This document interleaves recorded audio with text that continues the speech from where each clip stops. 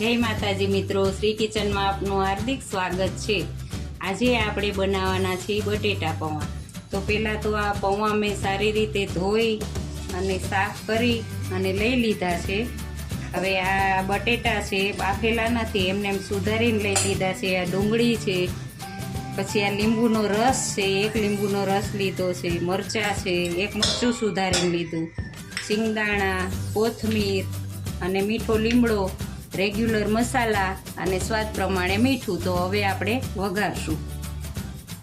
જુઓ, હવે આપણે આ તેલ લઈ લીધું છે, 4 પાવરા તેલ લીધું છે।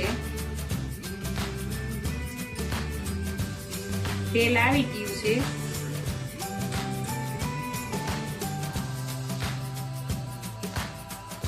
એમાં કાંઈ બીજું તો નાખવાનું નથી, એટલે ખાલી હિંગ નાખવાની છે। આ લીમડો, પછી આ સિંગના બી છે એ નાખી દેવાના।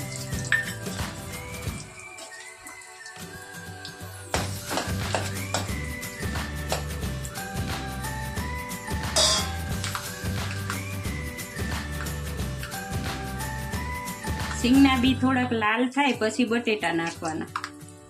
ઝીણા સુધારીને જ લઈ લેવાના છે, એટલે તાત્કાલિક બની જશે।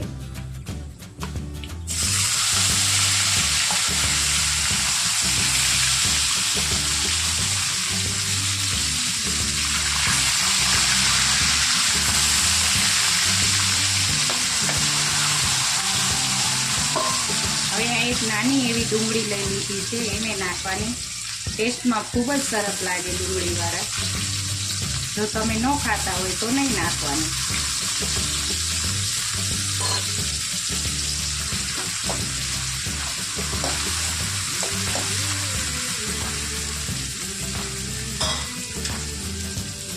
હવે આ લીલા મરચાં નાખી દેવાના।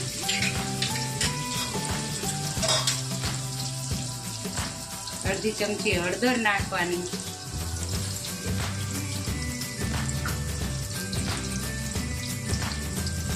સ્વાદ પ્રમાણે મીઠું નાખવાનું।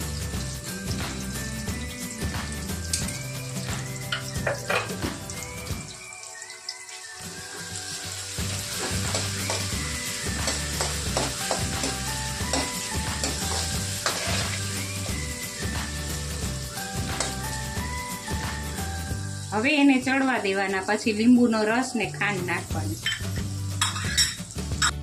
હવે તમે જોઈ શકો છો બટેટા ચડી ગયા છે સરસ, સિંગદાણા સરસ થઈ ગયા છે। હવે આમાં મસાલા કરશું આપણે। થોડી ખાંડ નાખવાની,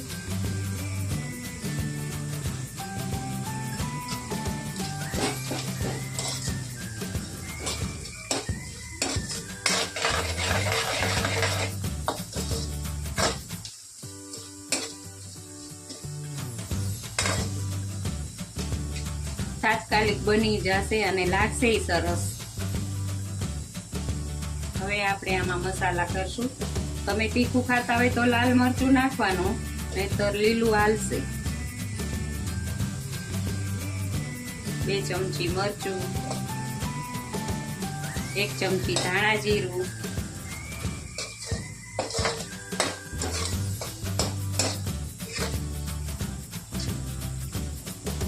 અમે કોથમીર અંદર જ નાખી દઈએ છીએ, ઉપરથી નથી નાખતા।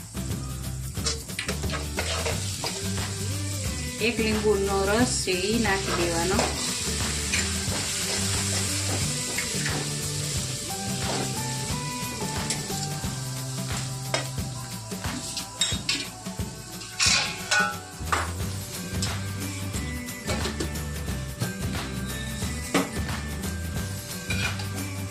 હવે આ પૌવા છે એ નાખતું જવાનું ને હલાવતું જવાનું।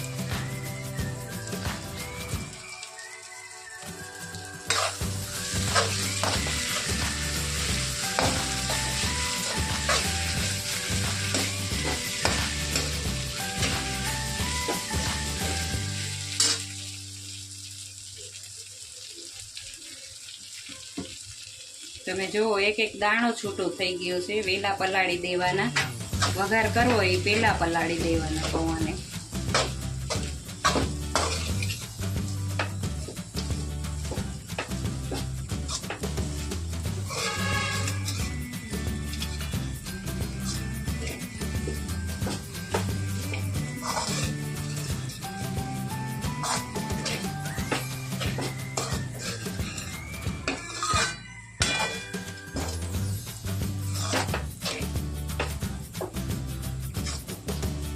હવે જો આપણા પૌવા બનીને તૈયાર છે, તમે જોઈ શકો છો.